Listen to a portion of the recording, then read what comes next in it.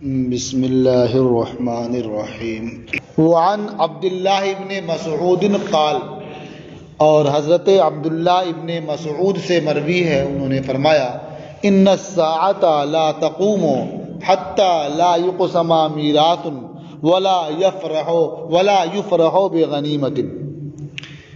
حضرت عبداللہ ابن مسعود سے مروی ہے، انہوں نے فرمایا کہ یقیناً قیامت قائم نہیں ہوگی یہاں تک کہ میراث تقسیم نہیں کی جائے گی اور غنیمت سے خوشی نہیں ہوگی۔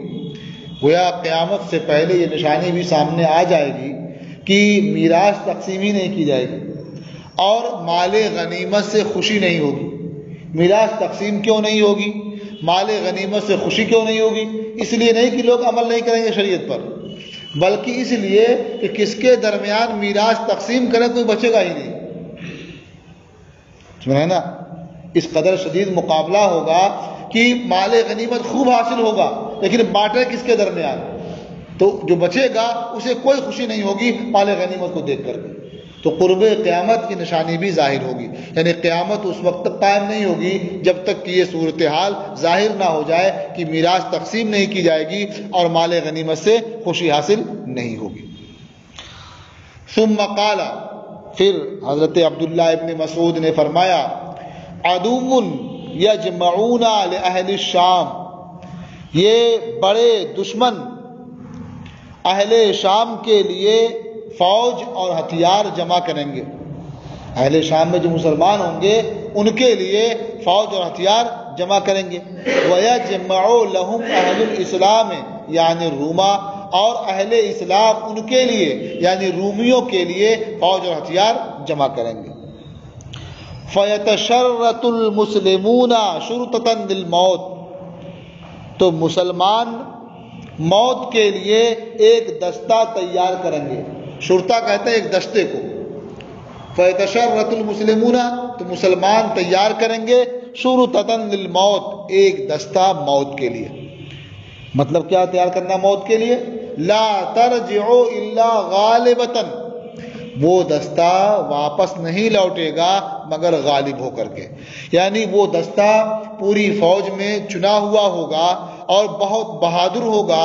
اس کی شان یہ ہوگی کہ وہ شکست کھا کر کے واپس نہیں آئے گا، یا تو آئے گا تو فتح حاصل کر کے ہی آئے گا، ورنہ اسی میدان کارزار میں شہید ہو جائے گا۔ وہ ایسے بہادر لوگوں پر مشتمل وہ دستہ ہوگا۔ گویا وہ موت کا دستہ ہے، یعنی یا تو مرے گا یا تو مارے گا۔ لا ترجع الا غالبۃ، وہ واپس نہیں لوٹے گا مگر غالب ہو کر کے ہی۔ فیقتتلون، تو جنگ کریں گے، مقابلہ ہوگا۔ حتی یحجز بینہم اللیل، یہاں تک کہ ان کے درمیان رات حائل ہو جائے گی، یعنی جنگ شروع ہوگی اور جاری رہے گی یہاں تک کہ رات آ جائے گی۔ اب اندھیرا ہو جائے گا تو مقابلہ ہو نہیں سکتا۔ فَيَفِيءُ هَؤُلَاءِ وَهَؤُلَاءِ، تو یہ لوگ بھی لوٹ آئیں گے اور وہ لوگ بھی لوٹ جائیں گے۔ كُلٌّ غَيْرُ غالب، اور حالت یہ ہوگی کہ ہر ایک غیر غالب ہوگا، نہ مسلمان غالب ہوں گے اور نہ ہی ان کے دشمن غالب ہوں گے۔ وَتَفْنَى الشُّرْطَةُ، اور جو دستہ مقابلے کے لیے گیا ہوگا وہ ختم ہو جائے گا، مطلب اس میں ایک دو آدمی بچ کر کے آئیں گے، باقی سب ہلاک ہو چکے ہوں گے، وہاں شہید ہو چکے ہوں گے۔ ثم یتشرط المسلمون شرطۃ للموت، پھر مسلمان موت کا دوسرا دستہ تیار کریں گے۔ لا ترجع الا غالبۃ، اس دستے کی بھی شان یہی ہوگی کہ یہ لوٹ کے نہیں آئے گا مگر غالب ہو کر کے، یعنی اسی وقت لوٹے گا جب غالب ہو جائے، ورنہ اسی میدان میں وہ شہید ہو جائے گا۔ فَيَقْتَتِلُونَ، یہ لوگ بھی اگلے دن جنگ کریں گے، مقابلہ کریں گے۔ حَتَّى يَحْجُزَ بَيْنَهُمُ اللَّيْلِ، یہاں تک کہ ان کے درمیان رات رکاوٹ بن جائے گی، حائل ہو جائے گی۔ فَيَفِيءُ هَؤُلَاءِ وَهَؤُلَاءِ كُلٌّ غَيْرُ غالب، تو یہ واپس لوٹ آئیں گے، وہ واپس لوٹ آئیں گے، ہر ایک غیر غالب ہوگا، یعنی کوئی بھی غالب نہیں ہوگا۔ وَتَفْنَى الشُّرْطَةُ، اور یہ دستہ بھی شہید ہو جائے گا، ختم ہو جائے گا، یعنی اس میں سے بھی ایک دو ہی لوٹ کر کے آئیں گے، اس لیے کہ اگر پورا دستہ ختم ہو جاتا، کوئی بھی نہ بچتا، تو وہ تو غالب ہو جاتے، اور یہاں غالب کوئی بھی نہیں ہوگا، گویا جنگ جاری رہے گی یہاں تک کی رات ہو جائے گی۔ تو جب وہ ادھر جائیں گے تو ادھر آئیں گے، اس میں آنے والوں میں ایک دو خالی بچیں گے وہی۔ وَتَفْنَى الشُّرْطَةُ، یہ دستہ ختم ہو جائے گا۔ ثُمَّ يَتَشَرَّطُ الْمُسْلِمُونَ شُرْطَةً لِلْمَوْتِ، پھر مسلمان موت کا تیسرا دستہ تیار کریں گے۔ لا ترجع الا غالبۃ، یہ دستہ بھی ایسا جاباز ہوگا، بہادر ہوگا، جو واپس نہیں آئے گا مگر غالب ہو کر کے۔ فَيَقْتَتِلُونَ حَتَّى يُمْسُوا، تو وہ جنگ کریں گے یہاں تک کہ شام ہو جائے گی۔ فَيَفِيءُ هَؤُلَاءِ وَهَؤُلَاءِ، یہ واپس آ جائیں گے اور وہ واپس آ جائیں گے۔ كُلٌّ غَيْرُ غالب، سب دونوں میں سے کوئی بھی غالب نہیں ہوگا، سب غیر غالب ہوں گے۔ وَتَفْنَى الشُّرْطَةُ، اور یہ تیسرا دستہ بھی ختم ہو جائے گا۔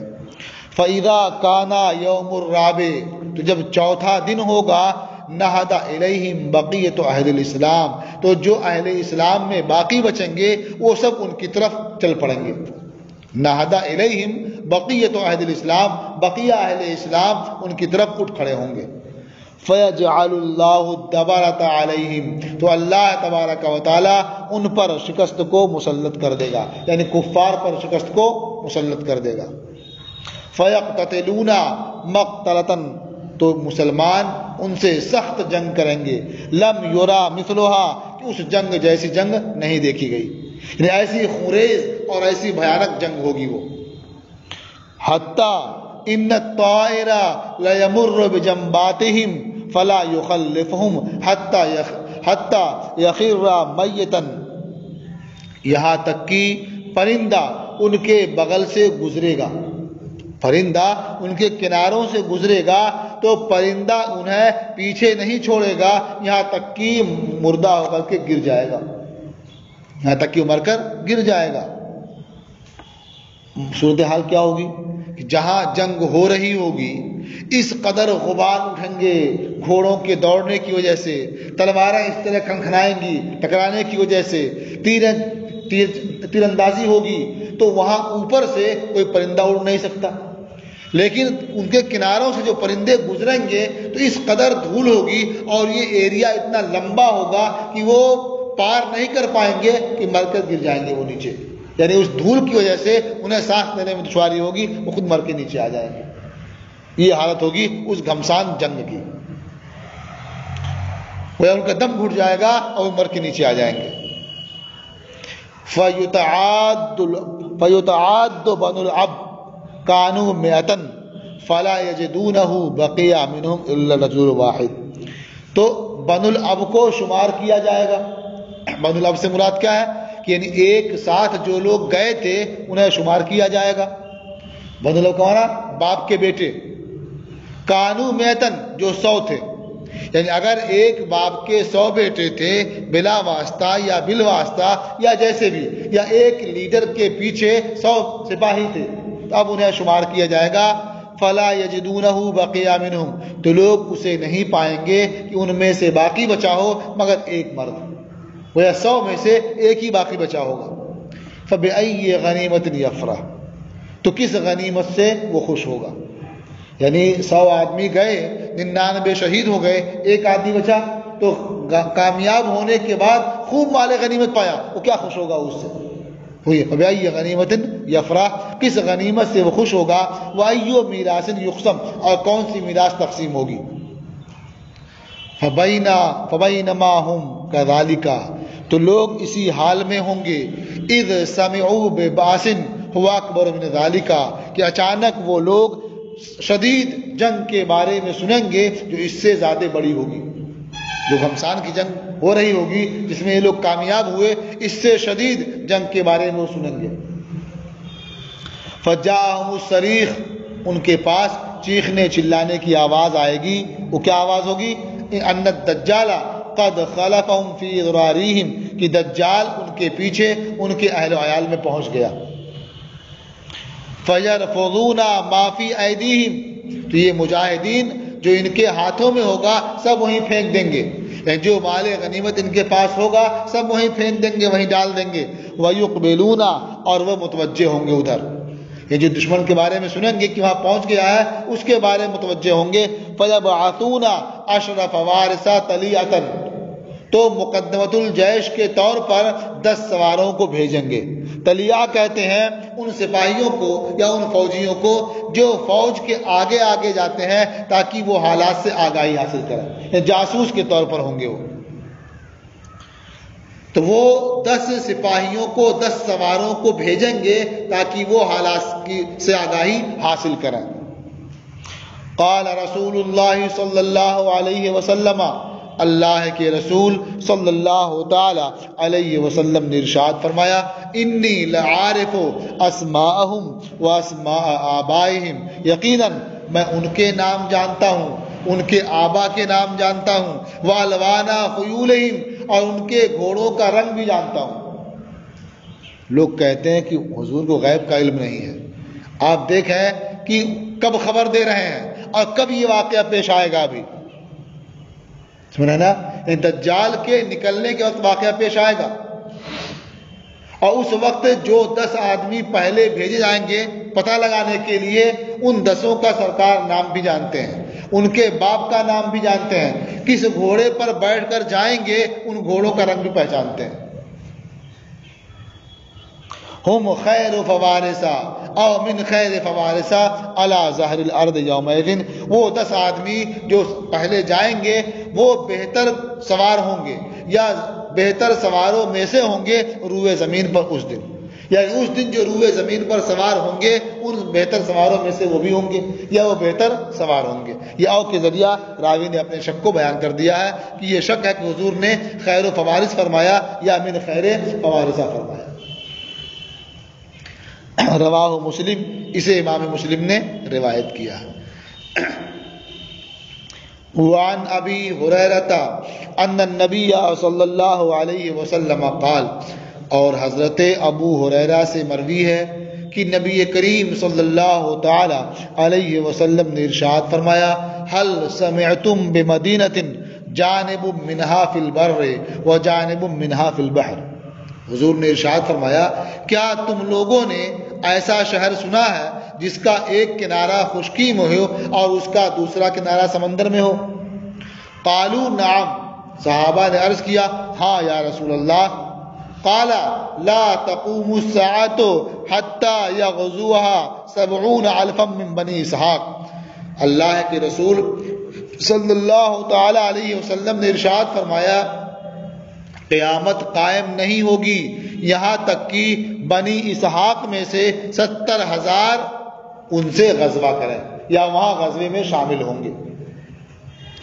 فَإِذَا جَاؤُوهَا تب جب یہ بنی اسحاق میں سے 70,000 جو وہاں غزوے کے لیے آئیں گے نزلوا فَإِذَا جَاؤُوهَا نزلوا جب وہ لوگ وہاں پہنچیں گے تو نیچے اتریں گے. فَلَمْ يُقَاتِلُوا بِسِلَاحٍ وَلَمْ يَرْمُوا بِسَهْمٍ تو وہ 70,000 جو آئیں گے یہ ہتھیار سے جنگ نہیں کریں گے اور نہ ہی کوئی تیر چلائیں گے، نہ یہ ہتھیار سے جنگ کریں گے اور نہ کوئی تیر پھینکیں گے. قالوا لا الہ الا اللہ واللہ اکبر وہ مجاہدین کہیں گے لا الہ الا اللہ واللہ اکبر، وہی نعرہ لگائیں گے، یہ تسبیح تکبیر کہیں گے.